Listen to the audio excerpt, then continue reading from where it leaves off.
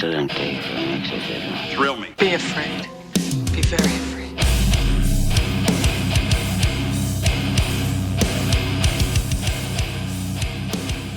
What's up, everyone? Welcome to the Horror Flicks and Guitar Picks podcast. I'm your host, Tim, and today I'm joined by the one and only Zak Hilton, host of Death Curse Club. How's it going, man? I'm doing well, my friend. How are you? Doing great. I'm stoked to have you on the show. And of course, today I'm stoked to chat about the film you chose, The Cabin in the Woods from 2012.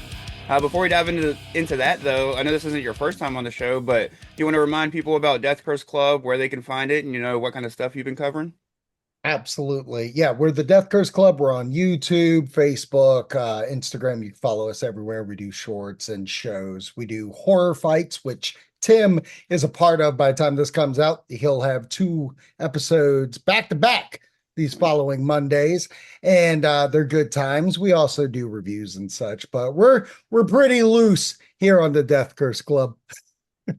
Oh yeah, no, y'all have been doing a bunch of awesome movie reactions. I saw y'all just did one of the older Mortal Kombat's. Yeah, I showed Brooke. Basically, I'm just trying to show her things that I grew up with that she's never seen. And Mortal Kombat, obviously, because the new movie's coming out. I was like, you should watch the originals. See how this did for you. We are going to do Return of the Living Dead upcoming, and supposedly, rumor has it, at Halloween Horror Nights this year is Hellraiser. So if it gets announced, we will be doing the first 4 Hellraiser movies. Hell yeah. No, I'm excited for the game of that because it looks pretty awesome. But the only problem is usually when I play games, I play them in front of my son, and I let him watch some Right. pretty fucked up stuff. But this one's supposed to be so sexual. I'm like, I can't do that. Yeah, I thought the same thing. I'm like, usually, I mean, he's seen me play Friday the 13th, Texas Chainsaw Massacre, but there's something about this. I'm like, it's just too dark. So I think I plan on streaming this day one when it comes out, and it'll probably be one of those games I'm just like 10 p.m.'s the start, and we'll go from there. Right. Gotta go after bedtime. But, Yeah. oh yeah. No, I like doing the same thing, showing my wife, films that I grew up on and stuff. Sometimes it doesn't work out in my favor, and sometimes she's like, that was fun. I liked it. Yeah, no, it's really surprising the ones they like. For instance, one that I could think of, Monster Squad. I 100% thought she would just like not get it, not be into it. Loved it. Loved Yeah. every minute of it. Hell yeah. No, I know what you mean. That's the same here. There's been some that like are I can't think of like any nostalgic ones that I've really showed her, but a recent one that I was like, I thought she didn't even like it when we watched it, but every time like somebody's asking about horror movies, she's like, I love Midsummer. I'm like, you didn't act like it when you were watching it, but but I get it. Just deep in your soul like that. Yeah, I think it was the good for her endings flipped it for her, watching the whole movie and then at the end when the girl gets kind of like the quote unquote happy ending, depending on what end you're looking at it from. But she was like, fuck yeah, that douchebag boyfriend got it. So it was like Hell yeah. it was worth the gory moments that she's not used to watching for that. So Right. no, hell yeah. The only thing I'm gonna promote on our end before jumping into Cabin in the Woods is we have horror movie trivia coming up on May 21st at Keegan's Irish Pub in Virginia Beach in Town Center. So if you're in the area, definitely come on out. It starts at 8 p.m. 4 rounds of 10 questions, and you gotta study up because if Zach's gonna be there, you got tough competition, that's for sure. Zach's won, No, I think, 2 out of Jim's 3 that going you've to been be at. Oh hell yeah. No, especially if y'all are together, it's definitely gonna be hard to beat y'all. But no, hell yeah. Yeah, he's into the like, the foreign, the deep dark ones. I'm more pop horror, but I will crank those out if they're up there. Well, the categories this time around, I've already picked the 4 rounds. It's 2020s. That's kind of just my way of saying new releases, just anything in the past, 5 years or so. Right. Well, yeah, pretty much 5 years. 6 now, but we're barely into, well, I guess we're almost halfway, so it's hard to say Yeah. barely, but so pretty much anything from, tw 2020 to now, classics, which classics could be, 90s and stuff, as long as it's considered a horror classic type thing. Um, Right. then it's going to be music and horror. So anything that has to do with music and horror could either be somebody who wrote a song for a movie, a famous needle drop, a band cameoing in a movie. Like for instance, uh, I'll give you a heads up on one of the questions just because I'm sure you'll get it anyways. But Idle Hands, what band cameoed in Idle Hands at the prom scene and stuff like that. So if not, you have time. But I was about to say, thanks for the heads up. But it'd be those kind of questions, and then also, which of course I've given you that heads up. But if people actually listen to the show, this will come out before trivia. So hey, if you listen to this and you come to trivia, it benefits to listen to the podcast sometimes. So, That was a gimme. right. And then the fourth round is sequels, just to do something a little bit different than rounds we've done in the past. I like to switch it up every time, but it's getting to the Mhm. point now where we have to repeat some because it's just like doing it every time. I can't just be like folk horror and then be like, or, Right, or like right. No, Italian horror. uh, anytime I get into the situation, I'm like, God, did I do this before? I did. It's hard. No, and luckily it's we used to do it so much more like often, like every 2 months when we first Mhm. started. But then we noticed that it did better when it spread out. Plus, with summer and being in town center, it's hard to do summer events, especially because we did them on Wednesdays. And there's a Why Not Pizza out there that did Why Not Wednesdays and like flooded parking. So we like Oh usually, yeah. yeah, we would like skip summer, and now we have to move to Thursdays because there's like line dancing on Wednesdays. So that's why we're going to Thursdays now. And so before we like always had to move it around and stuff, but this is the first time we've done it in almost like 6 months or more. So I really probably could have came back with all repeated questions and people wouldn't really remember if Right, I was right. repeating or not. But trying to make it fun for myself too. But you Hell know, yeah. oh yeah. But no, I'm stoked for it. I'm stoked to have it coming back, and hopefully we'll do it again right before. Usually I reach out to them because I like to do it right before Tidewater Horror Convention. And so I Mhm. reached out to them and I was like, "Hey, should we fit one in before summer?" And then that way we could do one more again like we usually do at the end of August, to promote Tidewater and stuff like that. So, Right, right. yeah. No, you guys kill it. You guys kill it. Oh yeah, man, I appreciate it. I like coming out to your trivia, especially because it gives me. I like actually going to play. You know what I mean? So it's so fun to actually have somebody else to go out and Yeah. enjoy. Plus, I love the way you put it together as well. It's different. That it's a flying at the seat of the pants kind of deal. Okay, you never know what you get. Yeah, I know how you mean feel. That's the only thing is like I feel like sometimes I want to mix it up, but then I'm like I got it so set I'll just keep it going the way I do it every time. But 100%. Actually, Brooke helped me out finally when we finally came with the like, okay, we're going to do the point value. The first time we ever did it, it was like circle the point value, and so it was a headache. So we finally figured it out. If we do it again this year, come on out, guys. hell yeah. Now, and of course, we can dive into the Cabin in the Woods, which was your pick for today's topic. What made you choose this movie? And of course, do you remember the first time you saw it?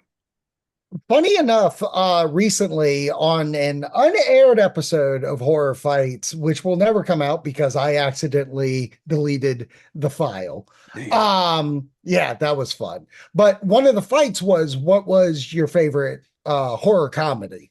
And Wonderful, who I was fighting against, picked Shaun of the Dead, rightfully so. Understand that. I picked this because for me, this movie encompasses everything I love in horror growing up because Evil Dead was one of the first movies I ever seen. And that itself is a horror comedy, especially part two and Army of Darkness, if you count it. But like, when I saw this for the first time, it just knocked my socks off with how the comedy was structured.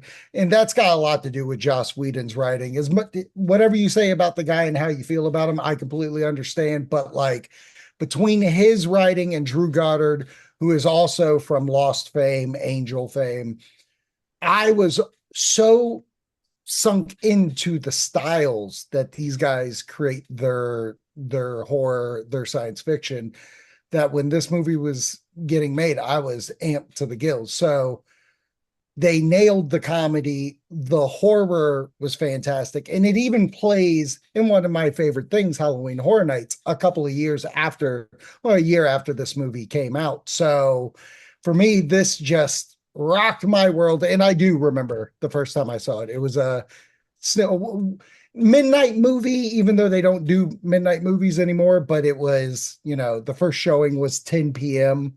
Yeah. in 2012, April. And I went to the Cinemark in Portsmouth, Chesapeake area.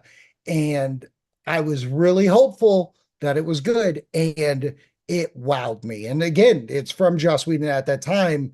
The very next month, his Avengers movie was coming out. So like Chris Hemsworth was the star, Joss Whedon, writer director, well, of Avengers, but Drew Goddard directing this, who did The Martian. He wrote The Martian. He wrote Project Hail Mary, the screenplays, not the books. Yeah. But like this movie did it for me, pal. Hell yeah. No, I know exactly what you mean, and I see the comparison with Shaun of the Dead because it's kind of like Shaun of the Dead. If you're a zombie fan, that's perfect for you. And with this one, it's kind of the Cabin in the Woods version of Shaun of the Dead. With the way that it just mixes the humor and stuff. And no, I'm with. 100%. I always like reminisce on those midnight movies. I think like one of the last ones I saw like actually at midnight was Wolf of Wall Street, and but then like you said, it became like 10 p.m. and then slowly 8 p.m. and then everything just Yeah. became like now you can go see some stuff at like 2 that day if it's just depending on like Yeah. releases for the theater, but. Yeah. I miss those midnight movies just because people would come in drunk and crazy and like it would be like it would be an event. Well, Oh funny. yeah, no, I went to a Men in Black 3. It was at 10 p.m. and I crap you not. A lady came in drunk as a skunk and just absolutely started vomiting midway through the movie in her popcorn. It was wild. Holy shit. I've never had anybody Wild. vomit, but I remember the first Avenger, the Captain America, kind of Mhm. somehow related to this with Chris Hemsworth and Joss Whedon and stuff. But Mhm. when there was these three guys behind us that were smashed drunk, and you could tell they were so stoked for the movie, and literally by the time it started, like two of them were snoring, and it was like, what the fuck? Like, y'all couldn't hang, dude. Should not have drank that Can't do much. it. That's right. Sure, waited till Friday. Right.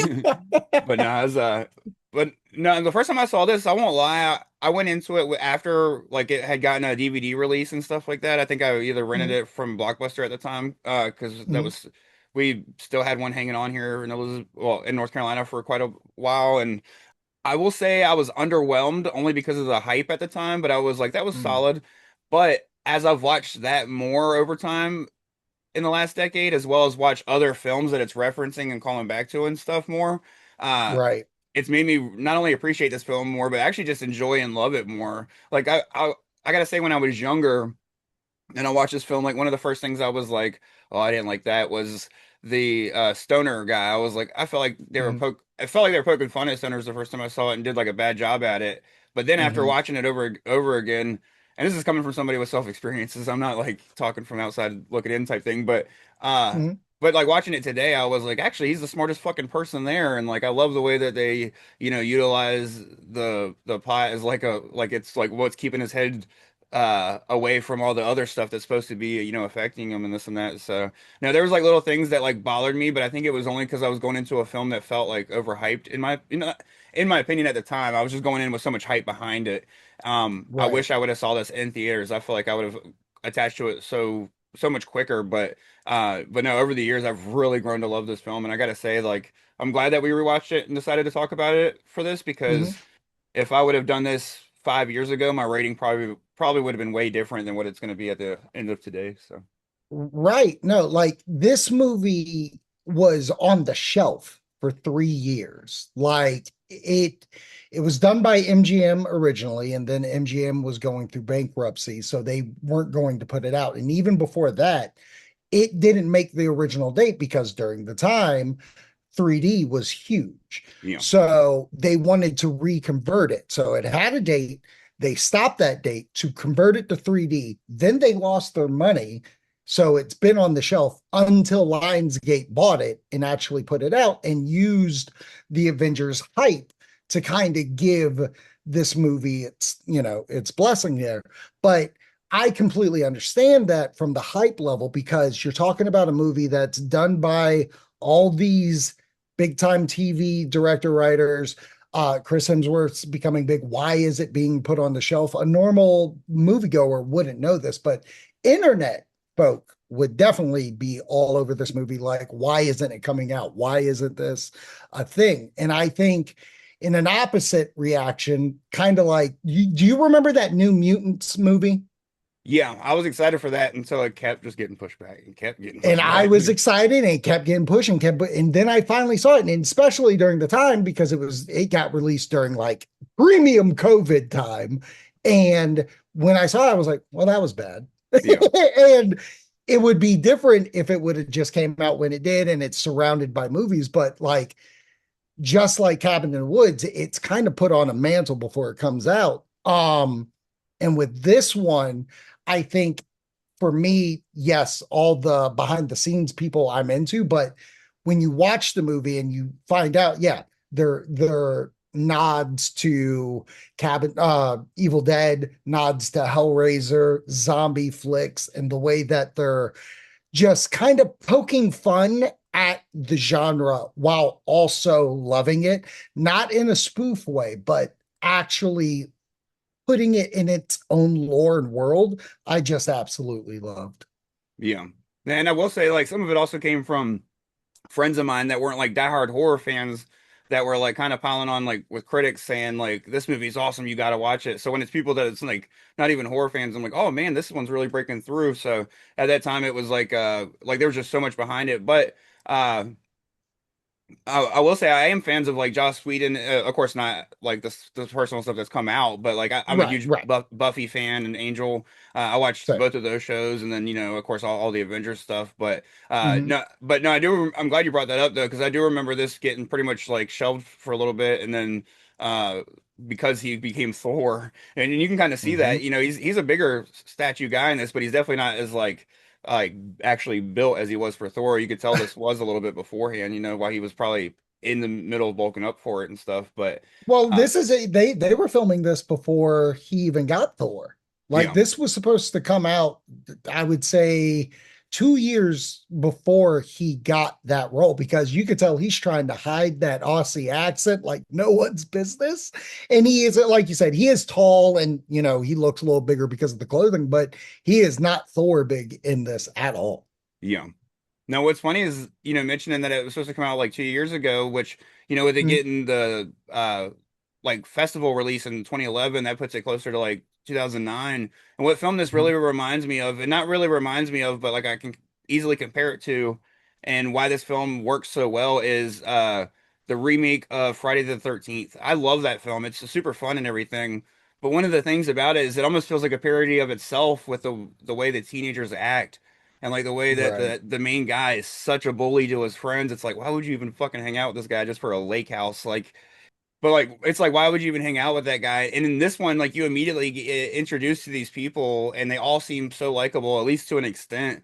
And you Mhm. know what I mean? And then you find out later, like, as they become unlikable, you find out there's a reason behind it. Unlike, you know, pretty much you're supposed to just like want these people to die in Friday the 13th. So everything they do is silly. Where this film is a comedy too, but it does it in a way that doesn't need to be poking. Like you said, it feels like it loves the genre instead of Friday the 13th. It kind of feels like literally, that's not supposed to be a parody, and that feels more like a parody than this does, just because of the way that they treat the characters.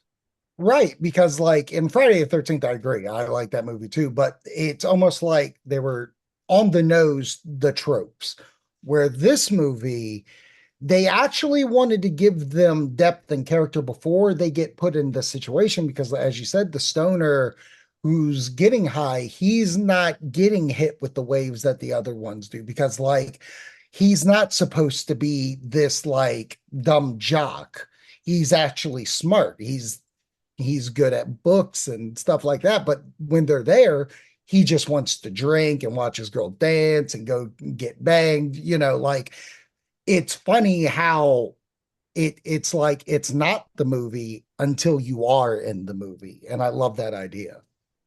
Yeah, and the way that they like twist those tropes a little bit, like the stoner sticking up for the girl at when they see the Herald or whatever they call him. Yeah. Yeah, when they meet that guy, he like starts talking shit about the war or whatever because he's like, which war, and Yeah, yeah, he's like, are yeah, you yeah. mocking me? He's like, well, you're rude to my friend, and usually like the stoner just sits back there in the back and laughs and giggles at what's Right. happening, and like, but he was like the first one to step in and like kind of be like shitty back to the guy, so no, Right.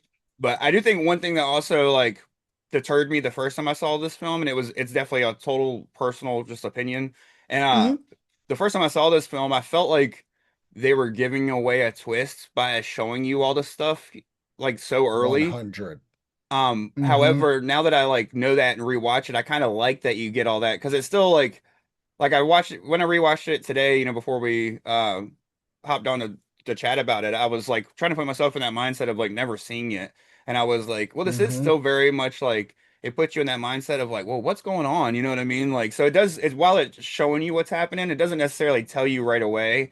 and by the time you find Right. out, it just becomes so fun. So no, I do really I think that that was just for me. I was like, well, I got the twist immediately. So, but it's not really a twist. It's like it's kind of like the plot that just slowly reveals itself, not necessarily. Right. You're going along for the ride. Yeah, It's like when the movie was originally coming out with the trailers. The trailers do kind of give away the reveal, as you said. And it's hard because like this movie must have been probably one of the reasons why it's shelved. How do you market this one? How do you let this movie live in the world it's in without like giving away half the characters? I mean, half of this is set in the lab or the underground as you they have it, the lab. Yeah. But like for me, this movie is perfect for if someone's, and you said it earlier, of like, oh, even my non-horror friends like it. This is the ultimate gateway horror movie because everybody who doesn't like horror knows the tropes of horror movies. yeah, You may not get that that was a pinhead reference, but you get the idea of what's going in there. You know, all these creatures like werewolves and stuff like that. So, like, when you're put in this, the gore's not too much, the comedy is just right. I would love to be a person who has never heard of this movie and gets to sit next to them and watch it to see their reaction to it. yeah. No, I know exactly what you mean. It's kind of the same thing that happened with Abigail like 2 years ago, where it was like you have this film that is could be such a like just a way better film if somebody could watch it blindly because of all the like the surprises here and there that become extra fun if you there are true surprises.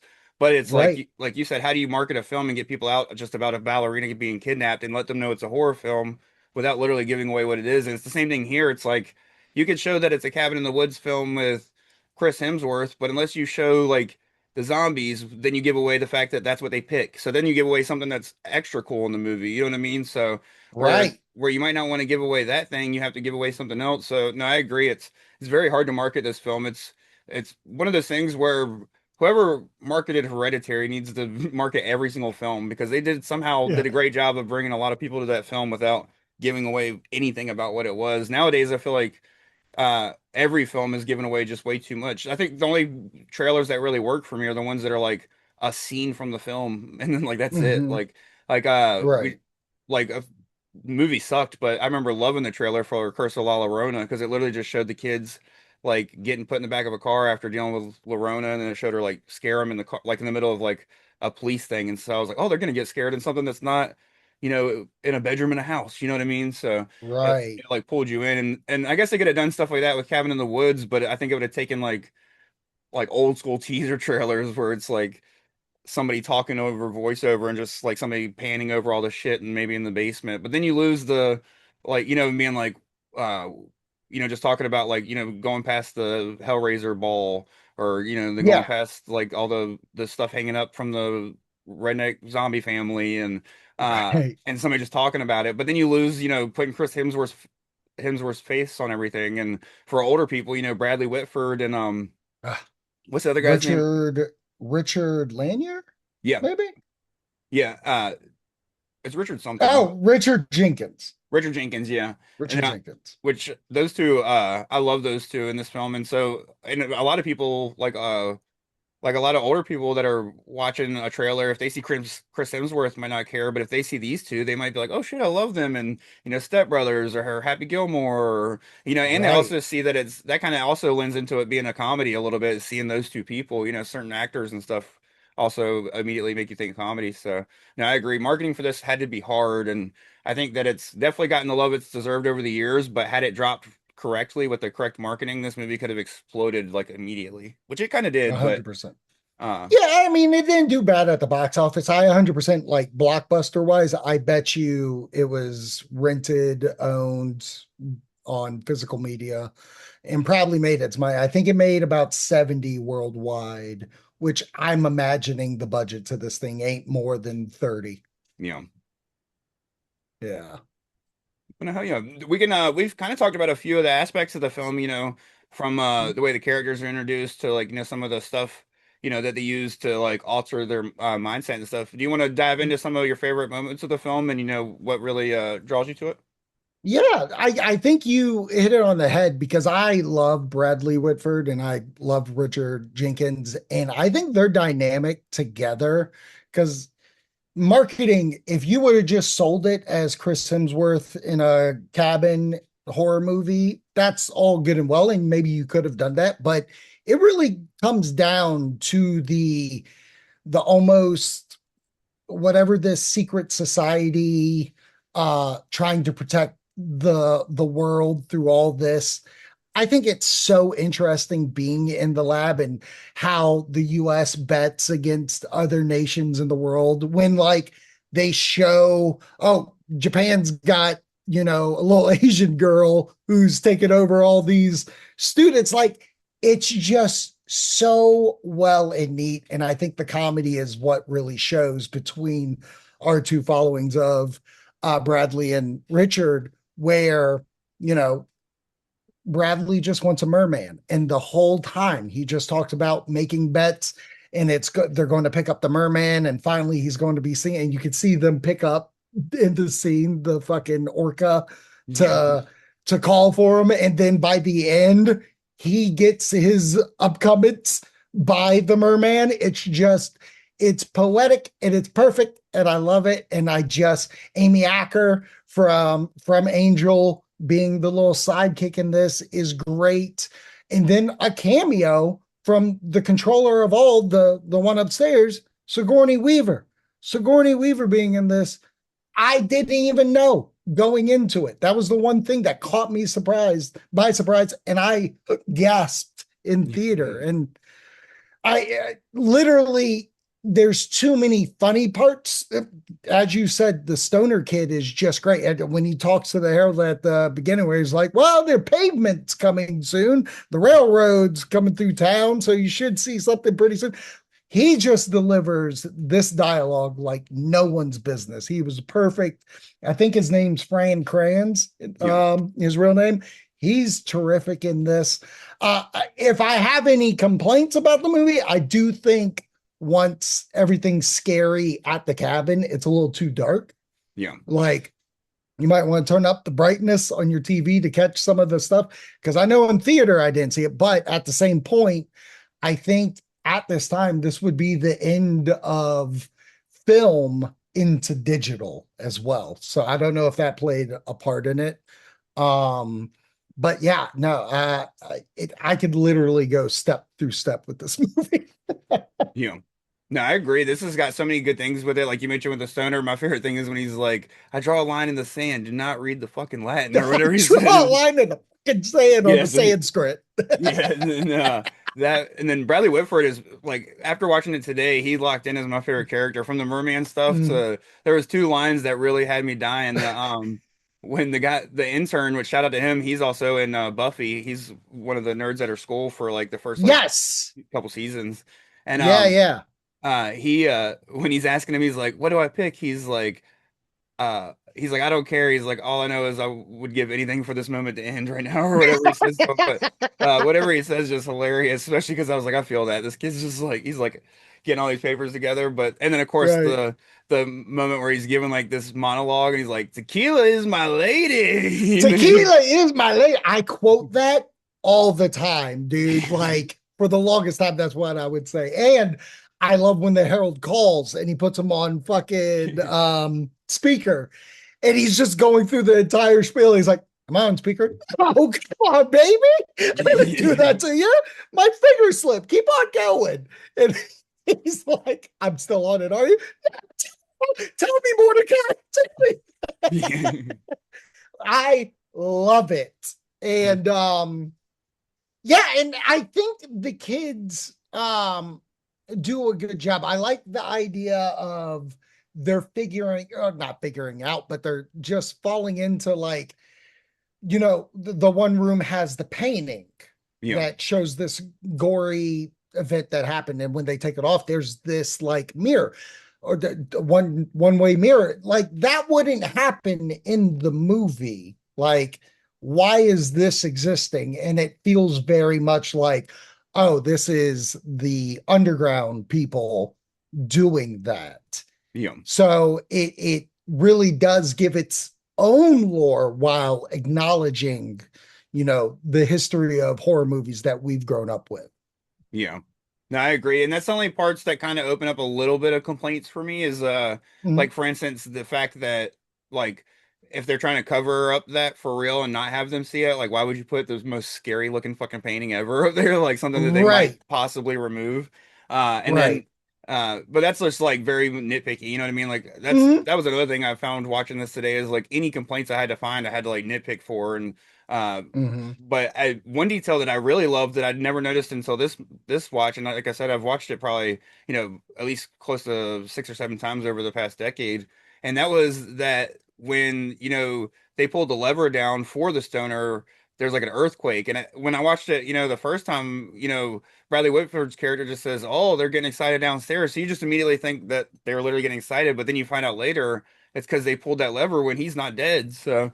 No, I just love Yep. like that small detail that's never even brought up again. But no, in the use of the stoner character, like he is a lot of the exposition in this, but it makes Mhm. sense because the stoners are the paranoid person. So it makes sense that he's coming up with all these theories, as well as like when he's saying it to these people, he's like kind of pleading for help. So it's not like he's just saying it to say it. So no, this Right. film uses everything very smartly and uses his characters very well, in my opinion. But 100%. And like to the smallest person, like even the security guard who's again, the exposition because he's playing the audience member that's like, what the fuck is going on? I'm just scheduled to be here.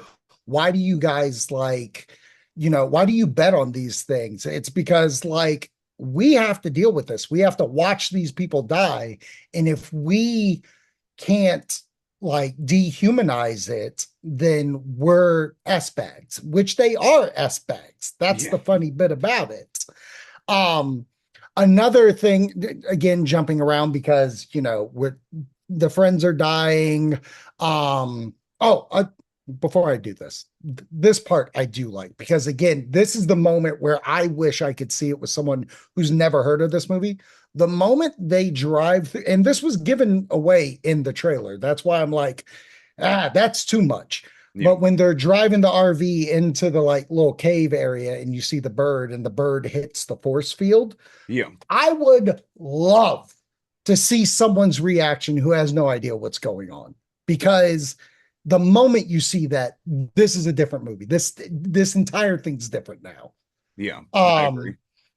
but the end of the movie, when all the friends have died and like it's down to the stoner and the final girl, which I love that we really embrace final girl in this, and they're just like, fuck it, it's over, it doesn't matter, like they just need to start over because this whole scenario is messed up. And the movie literally ends with a big giant god lava creature hand smashing down on the screen. Like, and the reason why I love that is because after this movie came out, there was still like, are we going to get a sequel? And it's like, the god just smashed down Earth. Yeah, Like, where do we go from here? So I like that it's a what if, but also finality if you want it. yeah. No, I agree 100%. That's kind of how I see the film is like when I think about, spin-off and sequel ideas, I kind of think of, stuff that would live, before this film's ending or if, the only thing that and it just popped in my head, so I'll go ahead and say it, but the only thing I could think of is like a Cloverfield-esque found footage sequel where people are living in a world full of all these creatures that have gotten let out now and these gods stomping around and I could see that Right.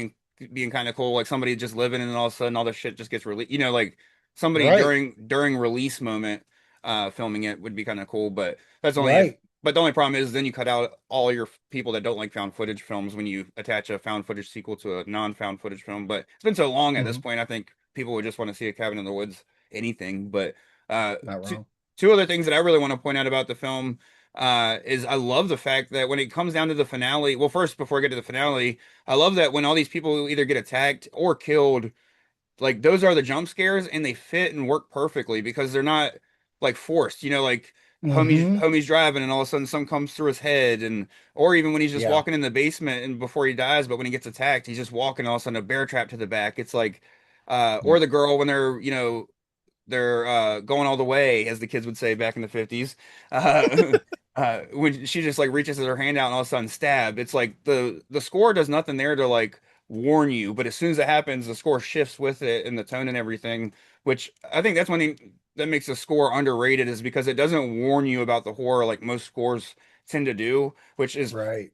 which is awesome in a tense moment, but it's kind of it could ruin something when it, it could have surprised you more with a better score there. So I really enjoyed like all of that with like it happened almost every time, and I was never sick of it because I'm like it would make sense that you wouldn't like hear them coming, or if you did hear them coming, that you might you're just sitting there panicking and talking and discussing. It makes sense they Right. would pop up out of nowhere and stuff. So I love that aspect, and then I love the practical effect aspect. Like, of course, you get some CGI with a giant Mm. snake and stuff, but when all these creatures start becoming unleashed, there's so much practical from the werewolf to the unicorn to the merman, Hmm. and I'm I good. Yeah, go. I was just going to say I love the aspect of they they paid us, basically rewarding us with the fact that they released all the creatures, because at the very beginning they talk about, oh, there's different types, we're betting against the different types, and they were like, let them all loose. And the fact that that one elevator scene, which is probably the most just CGI of it, and then everything else is practical. But the moment those doors open and just everything bursts out, it's almost a applaud moment. Yeah. No, that and then like all the stuff that comes out, like you said earlier, kind of like there's all these horror references within, you got the Pinhead style guy with the ball, then you got the Mhm. giant snake is obviously a reference to just any giant animal movie, but of course the anaconda probably more than anything. And Yeah. then but then you got stuff like the scarecrows, which is like probably my Hmm. favorite thing that like I don't see mentioned that often, but there's like scarecrow guys that attack the security guard. Like they remind me just like that movie Scarecrow, or even Dark Knight of the Scarecrow or something like that. Just there's so many Hmm. horror movies that use that look, and I just loved that. And I love the fact that when they explode, you just see straw go everywhere too. It's like, uh, Yeah. but it's done in a way though that's still kind of gory because it's like mixed with blood and shit. So no, I just that whole climax up into like the set piece at the end when they're down in that little like Templar type place, and the director comes Hmm. out. It's just that whole like ending is just a blast. It's like it's so much fun. The whole film is, but like that's when I just feel like by that point you're just no longer worried about being scared, and you're just sitting there like at the edge of your seat enjoying the shit out of it. But Right. That's when it becomes like almost an action film of just fun popcorn. Give me more, give me more. And I like the guys that were like ghostly figures that you get to see in the security camera sometimes. And the purge style mask people. For some reason, they always like unsettled me. yeah, no, I agree. Yeah, there's also the aspect that I like that it leaves you with a conversation of like you said the finality of the hand and or like is that the end of the world, but it also leaves you Hmm. with a couple other questions because like there was a point where she's aiming the gun at him like she might actually kill him to make the sacrifice go through, and then a werewolf pops up and bites her and kind of takes that decision away from her. So then you Right. you kind of have that conversation after the film to have, like was she going to shoot him, was she not, and so Right. there's so much in that finale that like you get to walk away from this film still talking about so much, and it doesn't even have to be all the cool ass moments. It could just be, literally that last 30 seconds of film. So, it's Yeah. very smartly put together. But Yeah. No, I think the book into this is very good. Like, it may not be your favorite horror movie of all time, but I think it acknowledges everything. And again, as I said, it is a gateway. Like, I would put this of like, if I'm getting you into horror, hey, let's watch Ghostbusters. Let's watch Beetlejuice. Let me show you Cabin in the Woods. yeah, this is a perfect film. I just because the one thing is it does have boobies in it, so you can't show it to somebody too young unless like I mean once you hit Yeah. like 13, 14. I mean, This is the first one. This is the first rated R. Like, if you were going to get someone into rated R, this is it. yeah, no, I agree. And I mean, if you're showing a young female, it's not as bad because like she sees boobs all the time. So it's Yeah. really if you just have like a young boy that you got to worry about that one little scene because it doesn't get that far sexually. It's just she shows her Mm-mm. boobs for like 2 seconds. But uh, Hmm. so it's really just that, and you could I do the there's been movie I watched Phantasm. My kid and covered his eyes because it's got boobs in it and stuff. So you definitely just do the old eye cover for 30 seconds. Um, but also I was gonna say this is the perfect film for me. Like if you're at a like say you're having a Halloween party and you got people coming over that aren't horror fans. This would be the perfect one to throw on for something like that as well. Like if you're trying to do something horror-esque or scary, like or just say like for instance like when I have a birthday party, I like to do stuff because I'm, at the age now where a birthday party for me is putting up the projector, having a few people Right. come over and just kicking up some lawn chairs and watching a movie. But this is the kind of movie I would pick for that because of, if they don't like horror, they're not going to get too scared, but they're going to have fun. Like the last thing I showed somebody was Deadstream. Was the last one I did Mm, on the projector, and I feel like that kind of has the same tone of this, where it's like the fun comes first, but there is some solid horror throughout, and it pays homage in such a good way, which I feel like Deadstream pays homage to Evil Dead too, just in a completely different way.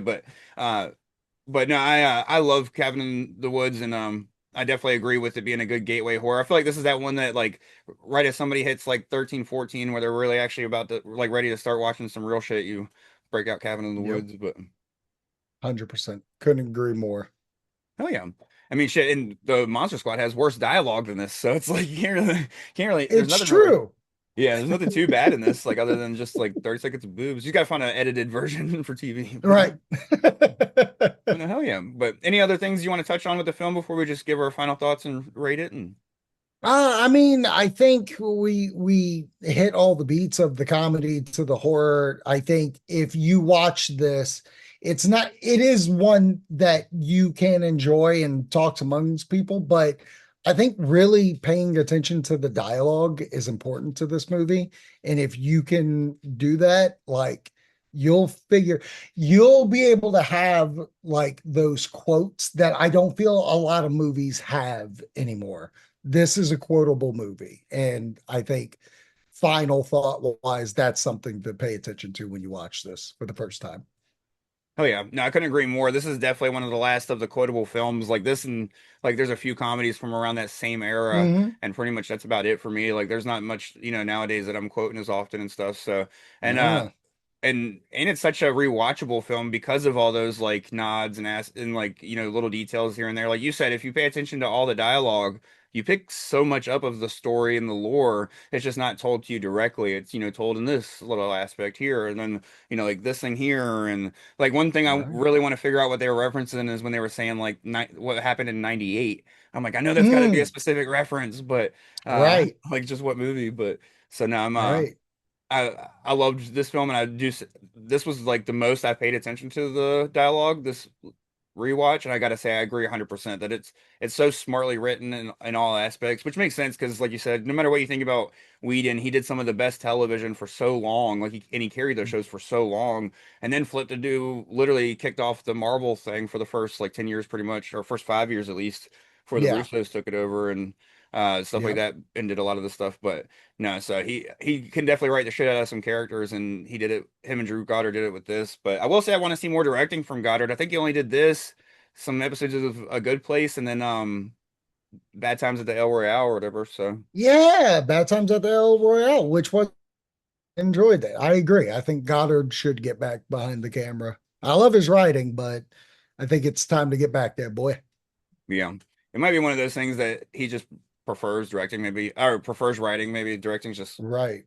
too much for him or something. But oh yeah, before we Mhm. give our actual rating though, do you have any ideas for this as far as sequel or spin-off or anything that you would like to see, or do you kind of just want it to be left alone? I mean, it's nice every now and then to have a horror film that is just kind of left alone, but Right. And it's probably going to end up being left alone. So it's nice to be able to, what if scenario it. I would like more so prequels yeah, of the like what events took place or like how did Bradley Whitford get into this and almost like year one it where it's look, this is how you get in, this is what you have to do, this is how you get to this position, like more of those characters. If we sequelize it, I imagine it's almost like The Matrix, where like when Neo found out, oh, I'm not the first one to go through this. It's kind of like that, where we follow a group and it's just, oh, this has happened before. This world has been destroyed yeah, and we're just the next incarnation of everything. And if you find out that way. And you can honestly, what would be kind of funny if it's called like Cabin in the Woods reboot. Yeah. And that's what it is. It's just a reboot. Yeah, because the gods could easily put back together their, that's like that's our entertainment. You know what I mean? We ran rampant Hmm. for a little bit, now we're back to doing, and you could easily write that off for like a opening scroll. You know what I mean? Like the gods Hmm. ran rampant for 10 years, but now they're bored with life on Earth, and they want to go back to the ways of 2010 or whatever. And it's Yeah. like, Well, you can just do now it's 2020s in their mind. yeah. No, hell yeah. Yeah. No, I agree. That would be a good idea. I do like that was the exact idea I had though too as well was the younger versions. You could literally just pick two young people to cast under the as the younger versions of Richard Jenkins and Bradley Whitford. And like you said, it could Hmm. either be one of them joining for the first time or you could jump right in and they both already kind of be slightly into it. But it would be nice just to see like them go through it like with earlier technology as well as maybe like stuff go wrong where they have to go hands on, you know what I mean? Like, oh shit, like Right. I have to go up. Like they talked about 98. It would be cool if like somewhere in the series there was a moment where they were like, okay, we have to go like be the murderers. You know what I mean? Like, and they go up and like Right. slasher this family, but they do it in a goofy way where they're like, I don't want to do this. You know what I mean? Or like that But wasn't that's fun. that's actually pretty great if it's done almost in a Michael Myers way, because Michael Myers is just human, Yeah. supposedly. And if it's like, well, we can't have creatures do it, it has to be a human, and we choose you to do it, you're going on the field. Or like say they like their main guy like comes to life and dies in like a funny way, like accidentally like walks into his own like wood chipper or something like Tucker and Dale style or something like Right. trips into a wood chipper. So they're like, fuck, like that was what they Oh, they got to chose. cover for them. They have to cover for it. Yeah, Oh they my God, that would be great. but there's so much that they could do there, because they could go supernatural slash, they could cycle through it. And I think it would be good just to do it in a limited series so they don't, kill it. But Right. just call it like the early years or something like that. So no, Right. it'd be fun just to see them return to it in that aspect. Because like you said, I like the finality of the film at the end where, it doesn't have to be the end of the world, but it's very much feels like the end of the world. So For sure. And funny going off of that, it's like if we do a series with it, you could just call it Cabin in the Woods Stories. yeah. You know what I mean? No, hell yeah. No, it would be Yeah, fun. But yeah, what man.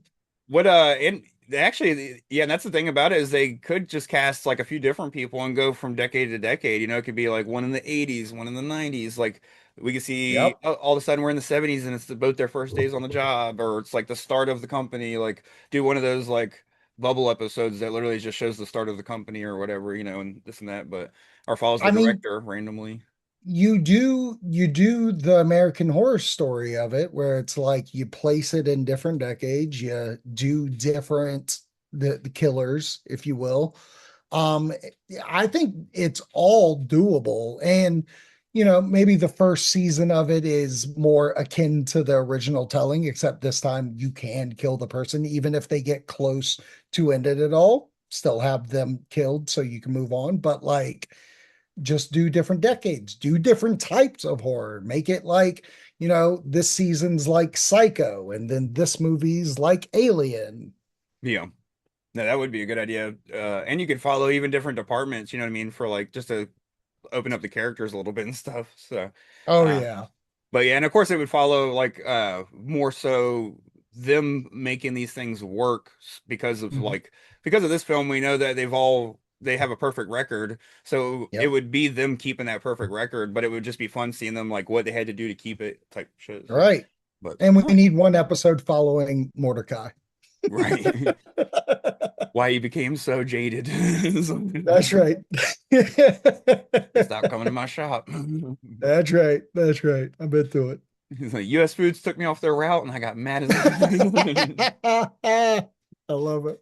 But oh yeah, man. What would you give this a rating out of 10? I mean, I don't want to put my own nostalgic love for the movie, but I do think this is a 7.5 out of Okay. 10. Oh yeah. I'm actually gonna go even higher. I was gonna go 8.5 out of 10. And I love it.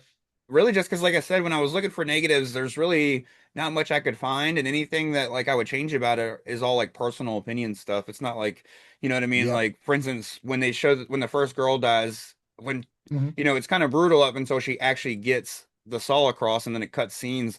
Like I would have loved to see her get torn apart like Day of the Dead style, because then it would have really been like, oh fuck, we're in a horror film now. But and Right. it could have really like drove home the horror early on. But I think that final scene and all the stuff and all the creatures and all that gore that we get in the end really drives home the difference between this just being a comedy with horror tropes to being a full-blown horror film, like a full-blown horror comedy. You know what I mean? So Right. And that's my nitpick of it. I wish the horror that's done with the family that comes back from the dead to kill, I wish that was just a little more gruesome looking to see, because obviously I think you just saved the entire budget to do it at the end, which is fine yeah. because it was placed perfectly, but I just wish it was a little more grotesque during that middle.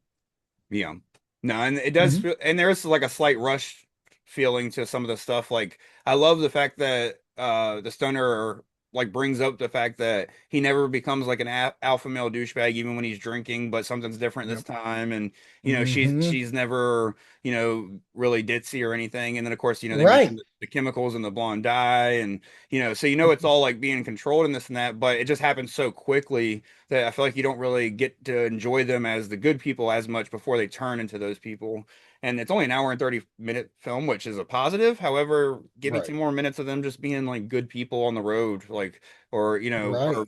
even before they hit the road, give me like a little bit more of them like together. So, I think that's it though. I think this movie, when it came out, Lionsgate bought it. They were like, make it the shortest as possible so we can get more screenings and more money. Where there probably is 10 to 15 minutes of this movie on the cutting floor that does have that relationship. Because if there's one thing I know about Joss Whedon, he loves writing characters. So I'm sure that's on the cutting room floor somewhere. yeah. No, and they do a good job with some of the characters, but I feel like they have to like show you Hmm. so many characters in so little time that it's like you don't really get to see, like they spend too much time showing you that that guy's a good guy, but not staring at her get naked through the mirror. So you don't really get to see like Chris Right. Hemsworth actually be a good guy, you know what I mean? Or and stuff like that. So no, it's I agree. It definitely probably was a studio thing, especially because like you said, Josh Whedon is, and it shows in this early on like that they did such a good job with these characters and the little bit that they had them, that you actually want more of that. You like, as much as I'd love more of the horror, I feel like we get plenty of that. It would be cool to just get some character stuff. So, but no, that's just really nitpicky. So that's why I still go, in my opinion, on my end. So that's why I go 8.5, because it's one of those things that it's like, while I find that to be a detriment, I find the short runtime to be a very big positive because I love short runtimes. So I Oh, love same. long ones, but it's also nice that I love the balance, you know what I mean? I love 3 hour Hmm. films, but I don't want every film to be 3 hours. So Nope. If it fits the narrative, I'm into it. yeah.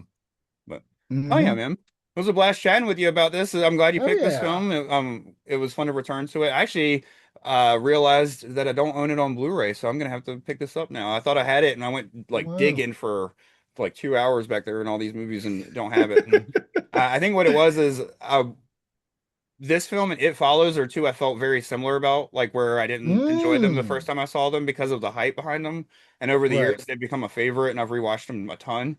And Ah, and that's why I always say people should rewatch films, especially if they watch them in a different mood or with like a high expectation, because you might really enjoy them the second time around. And I've grown to truly love some films. Like I said, this one, and then of course It Follows are two of them by example. But the first time I saw It Follows, I felt the same way, and it was It Follows mhm. that I have on Blu-ray. So that's what it was. Is I think when Okay. yeah, I think I just had that thought of like I thought I bought this, but it was It Follows just because of that same reason. Because it was like I didn't buy it till way later. I literally bought it on like a used site for like $7, and I was like, I'll buy it just to have it. And then that's Sick. when I rewatched it and I was like, I actually really liked it. I'm glad I bought it. So Right. No, I've had that experience recently, not recent, but Mortal Kombat 2021.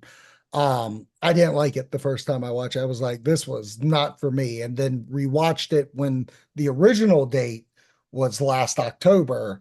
And I was like, that movie's actually pretty good. It's a nice lead up once you know what you're getting. And I think that's the thing is you, people either hype it up or you have this idea in your head of what it should be. yeah. And when you watch it, it throws you off for a bit. So when you come back to it and you just take it for face value, it's a good movie. Yeah. No, I agree. I've heard a lot of that. A lot of people have that complaint about that movie was that there was no tournament in it, which Yeah, I loved it myself, but I agreed 100%, especially with there not being, it wasn't like Bone Temple where we knew we were getting Bone Temple watching 28 years. right, It was like, here's just Mortal Kombat. And it's like, so what if we don't get two? right. Like we don't get the tournament, but now that we're actually getting the tournament, it makes one way more enjoyable, knowing that what we're leading to. So I agree, uh 100%. but no, hell yeah, I'm stoked for Mortal Kombat 2, which I'll probably go out and see it this weekend as well. So, Same, same, same, same. but hell yeah, do you want to remind the people where they can find Death Curse Club? And of course, the link will be in the description for Yeah. the YouTube channel and stuff. So, Oh, absolutely. Death Curse Club on Instagram, Facebook, YouTube. Follow us there for funny horror content and reactions and reviews and horror fights, which are my favorite thing in the world now. hell yeah. No, and I don't know if you let your audience know, but I'm stoked to do some horror fights live at Tidewater Horror Convention this September. So that'd be super Yeah, fun. But I didn't want to put it out there until you said something, but yeah. yeah, hell yeah. I was gonna say it on your show, but I didn't want to spoil it for you. I figured I'd let you say it. But yeah, you're more than welcome to go ahead and start spreading the word, and you and me can get together Awesome. soon and start picking who's gonna do which panels and stuff. I figured Sick. there's honestly, I'll probably just shoot you a message because there's a lot of people that I'm like, I'd like to have this person or this person, and like if you choose Right. this one, and I feel like they're even people. You know what I mean? Like if you, There's so many people this year that are awesome. yeah. So like for instance, like Michael Berryman and like CJ Graham. Mhm. Like if you have one, I'll take the other type. You know what I mean? So. Yes, sir. Um, Hey, but you are inviting me to your house. You take who you want. Hey, but I also don't like to be selfish. Like I usually take like something specific, you know what I mean? But like Mhm. this year, there's nothing that really stood out. Like the past 2 years, like last year, I was like, I'm taking Friday Part 5, like hands down, because that's my Right. favorite. And the year before, Right. I took checks. Sorry, my cat just jumped. And the year before, I took Texas Chainsaw Massacre because I was like, hell yeah. But and then also, I wasn't sure. Like that was the first year I did it. I wasn't sure who I was bringing on board and all that. Mm. So at that moment, I wasn't sure who was going to do it. So of course, I was just going to take the biggest panel of the weekend because I was like. I'm not gonna leave that. I don't know who's coming to do it with me, so I'll go Right. to just make sure that's taken care of. But so no, Hey, this year it's like so even that I feel like I'll just probably send you a list of like this or that and let you choose like what side, like who you want from each side, and then I'll just take whoever's left. sounds like a plan, brother. But hell yeah, but definitely so catch us both at Tidewater Horror Convention this September, and then just make sure you leave a comment wherever you're listening. Let us know what you think of Cabin in the Woods. Also, leave a rating, subscribe, whatever's clever for wherever you're listening. And thank you Hmm. again for joining me, man. It was a blast chatting with you. Thank you for having me, Tim. This was an absolute blast. And I am now officially the winner from my unaired horror fights because this episode exists. Hell yeah.